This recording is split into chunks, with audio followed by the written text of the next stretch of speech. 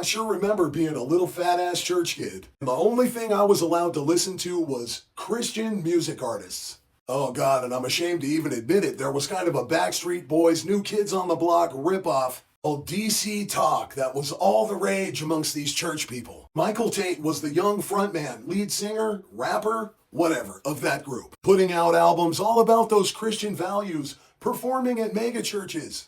Not just here in America, but all over the world. DC Talk, Michael Tate, at the summer conference. And of course, these Christian concerts are a super safe place to send your young kids to go be entertained in a godly fashion. But you know, sadly, just like everything else with these religious groups, Michael Tate's whole thing was all a facade. His manager, his producers, the members of his own group were all aware. Michael Tate Goes Hard was getting hammered, snorting cocaine, and he had a thing for dudes. He liked to get them completely blackout drunk or just put drugs in their drinks. And then when they regained consciousness, this guy right here had violated them in a number of very, very disgusting ways. There's at least 3 men that have come forward and said Michael Tate destroyed their lives. This dude's conduct was so gross and so vile, you can basically think of him as the Bill Cosby of the Christian music industry.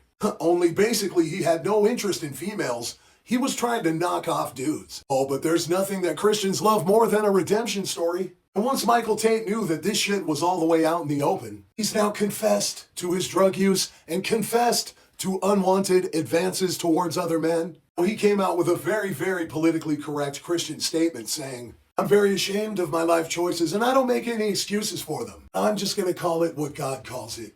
I sinned." Oh, but I definitely dispute most of the details of the allegations. Then you know what? Just to make it all go away, he stepped away from the band and went to 6 weeks in treatment. This guy right here, saying prayers with presidents, has been awarded so many times by the Christian music industry that he doesn't have enough bookcases to hold all of his trophies. As you can see here, his victims say that they have lost pieces of their soul. But rest easy, even though this predator says they're lying about most everything.